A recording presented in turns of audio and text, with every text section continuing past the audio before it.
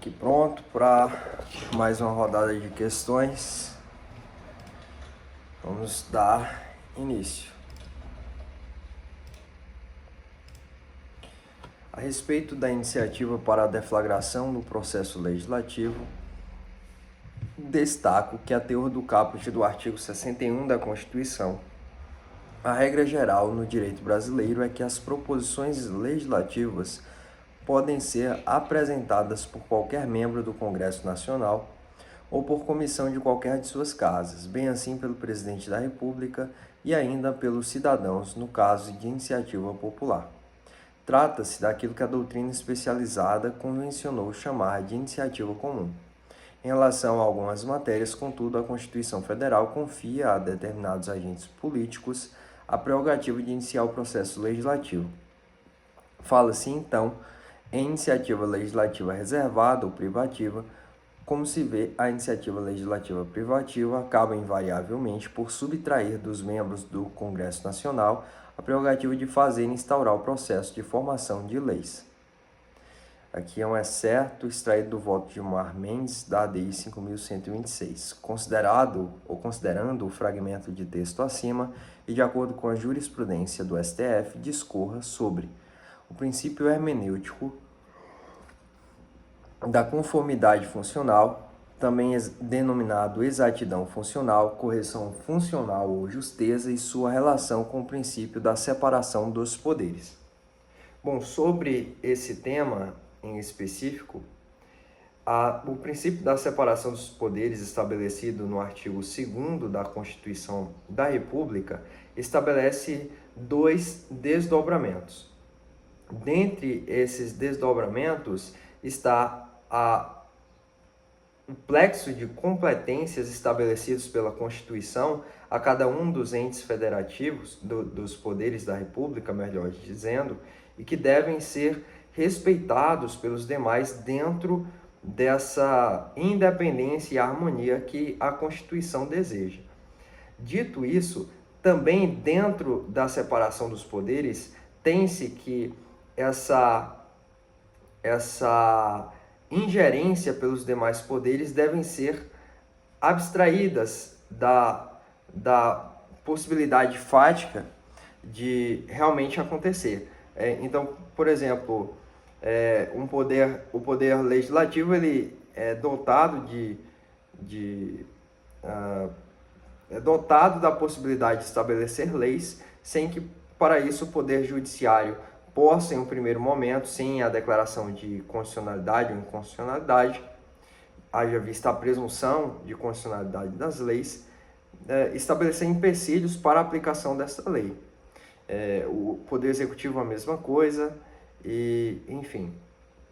Dito isso, o princípio hermenêutico da conformidade funcional, também denominado exatidão funcional, é um princípio de interpretação constitucional, segundo o qual a interpretação da Constituição deve se dar de maneira a se adequar às próprias competências que a Constituição estabelece. Então, essa interpretação de determinada legislação, ou até mesmo dos próprios dispositivos constitucionais, devem se dar de forma a respeitar cada um dos plexos de competências estabelecidos pela norma constitucional. Dessa forma, há uma nítida correlação entre o princípio da conformidade funcional, que deve se respeitar a separação dos poderes, e o próprio princípio da separação dos poderes. Segundo ponto, a natureza taxativa ou exemplificativa do rol constitucional de iniciativa reservada das leis, bem como a viabilidade ou não de interpretações ampliativas de tal rol.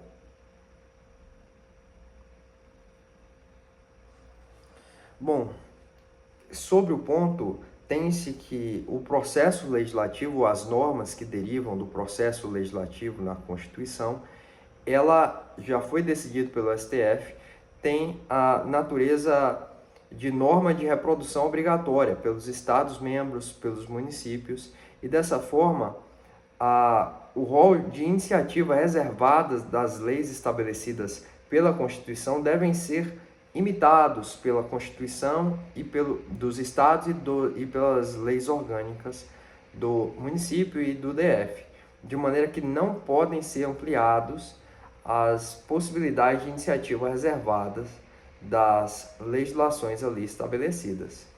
Quanto ao terceiro ponto, a possibilidade ou não de alteração de projetos de lei de iniciativa exclusiva do chefe do Poder Executivo por meio de emendas parlamentares.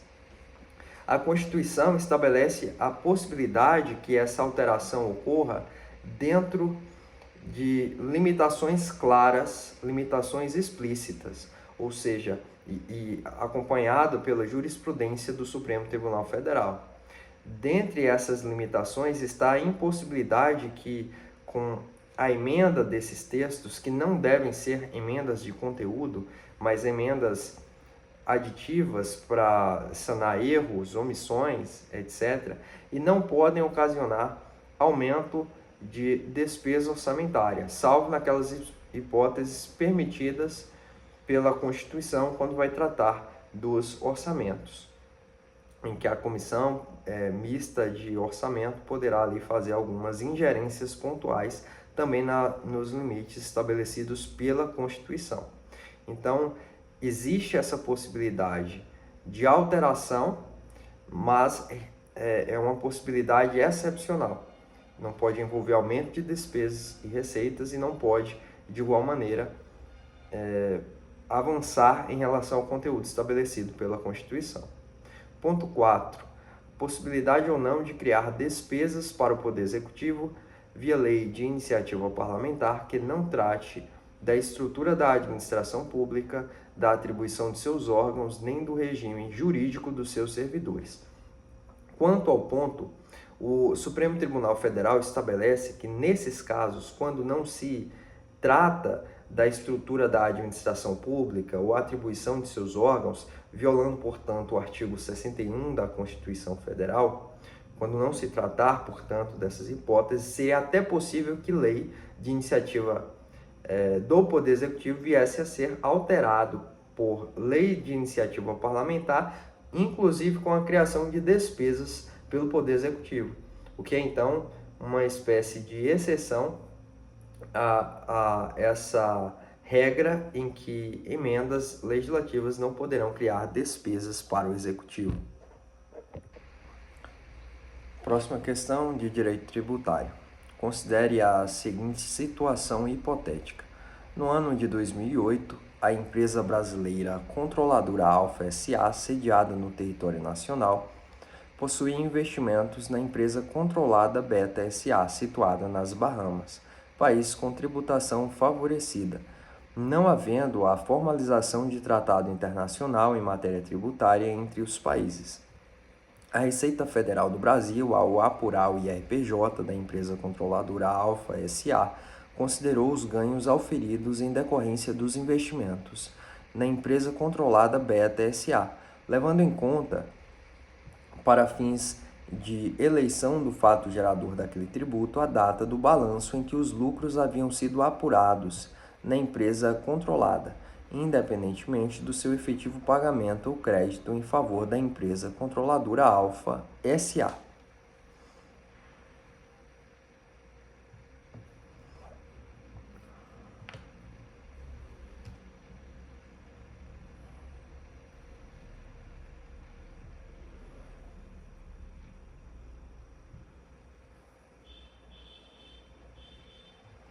A partir da situação narrada, observando a Constituição, o Código Tributário e a jurisprudência do STF, responda. No ordenamento jurídico brasileiro, qual é a posição hierárquica dos tratados internacionais em matéria tributária? Qual é o critério utilizado para resolver o conflito aparente entre norma interna e norma internacional? Quanto ao ponto sobre a posição hierárquica dos tratados internacionais, tem-se duas espécies de tratados internacionais para fins dessa distinção. Aqueles que tratam dos direitos humanos e aqueles que não tratam. Os que tratam de direitos humanos, acaso internalizados ordem jurídica pátria, enquanto cumprimento das normas do artigo 5º, parágrafo 3º da Constituição, entrará no Brasil como emenda constitucional, ou seja, com status de norma constitucional. Acaso normas de direitos humanos não passem por essa espécie de incorporação, elas serão tratadas como normas com efeitos ou status supralegal, abaixo apenas da Constituição Federal. Normas de outros temas que não tratem sobre direitos humanos, elas podem ser incorporadas por esse rito, caso em que terão status de norma constitucional ou não. Acaso não incorporadas por esse rito, elas terão status, conforme decidiu o STF, de lei ordinária. No caso, tratados internacionais em matéria tributária têm, via de regra, status de lei ordinária, assim que incorporados na Constituição, ou no ordenamento jurídico, melhor dizendo, através de decreto.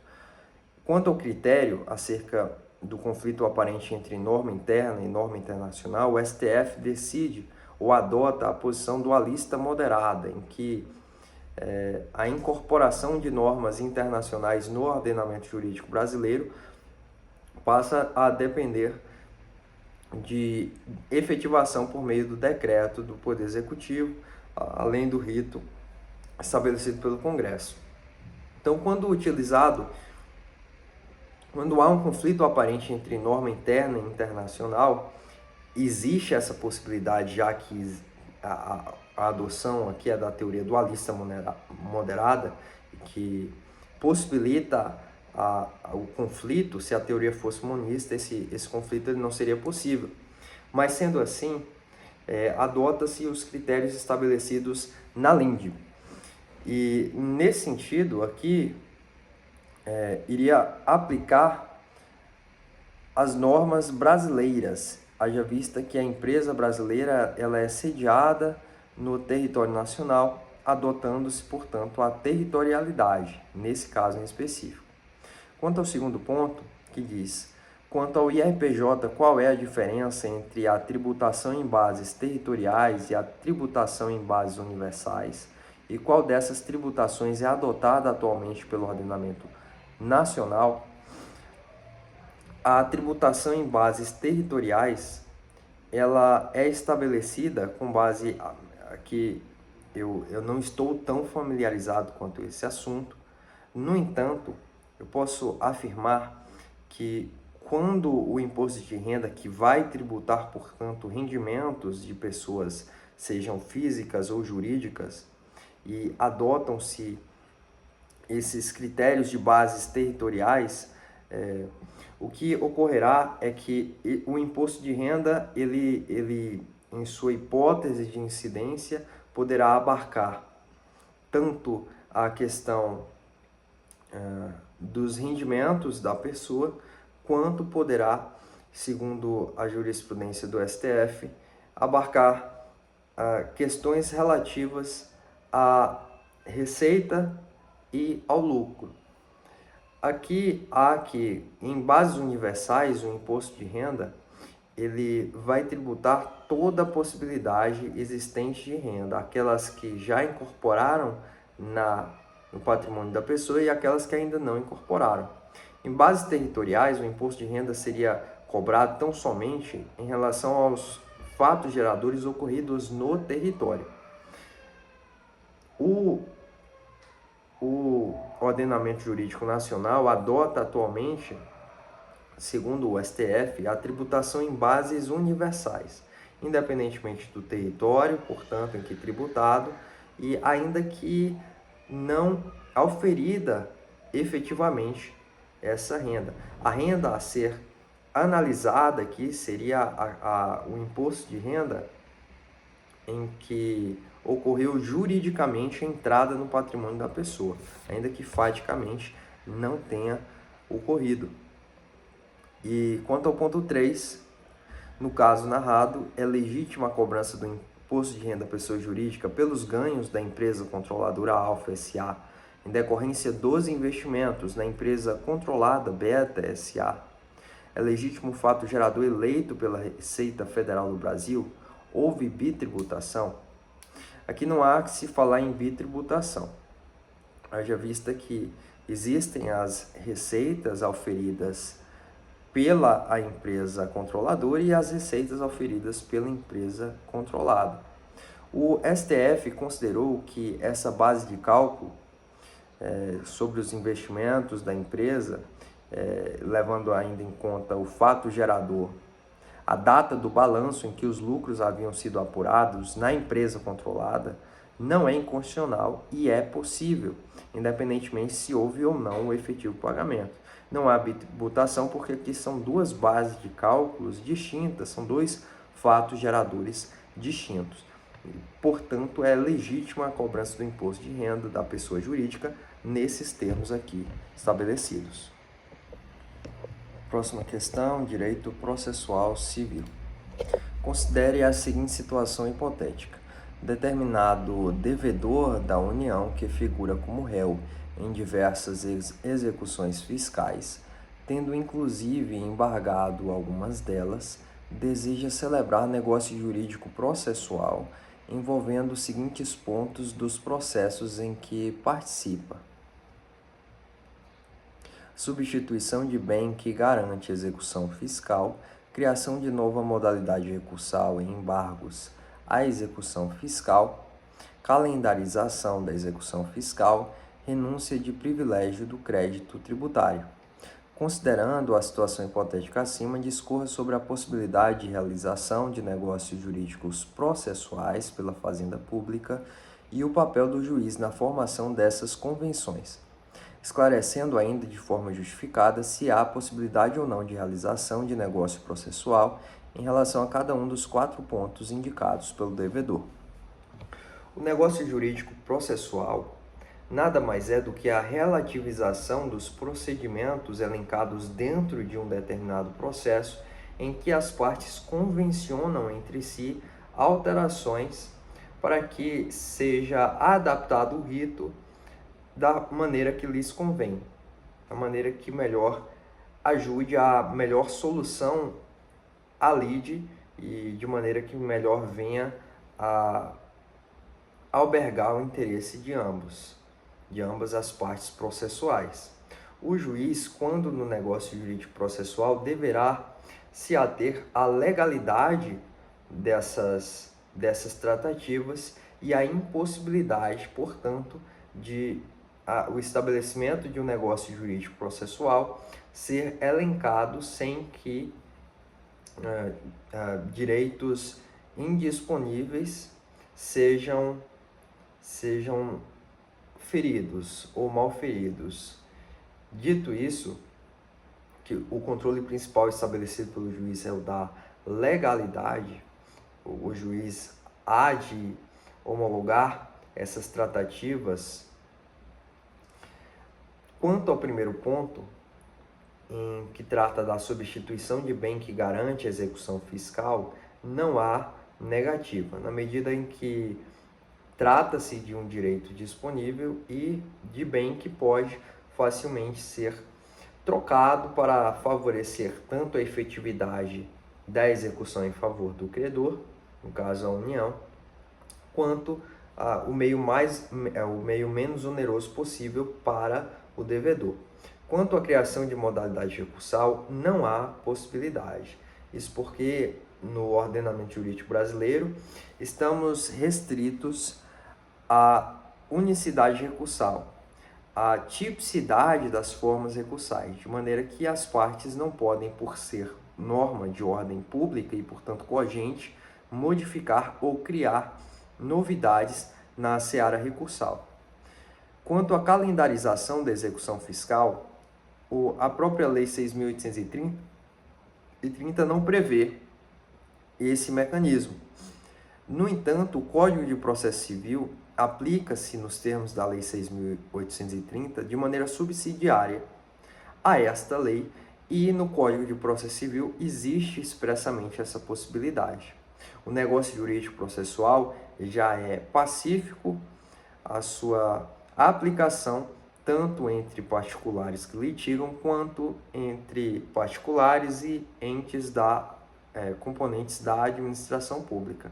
Não haveria, então, impedimento para a aplicação da calendarização nos termos estabelecidos no Código de Processo Civil para casos que envolvam a fazenda pública, independentemente da fazenda pública ter o prazo em dobro para suas manifestações, o que deve ser respeitado dentro dessa calendarização, que vai servir como meio de facilitação dentro desse processo, inclusive em relação à efetivação do contraditório, quando dá informação às partes, também dever do juiz.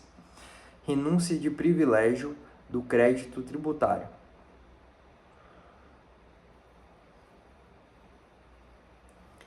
Quanto a esse ponto, não seria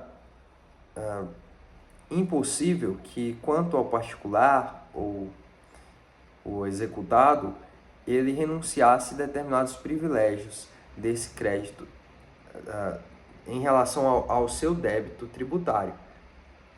Agora, a fazenda pública, quando trata aqui de renúncia do crédito tributário, está tratando necessariamente da fazenda pública, ela não poderia realizar essa renúncia. Por quê?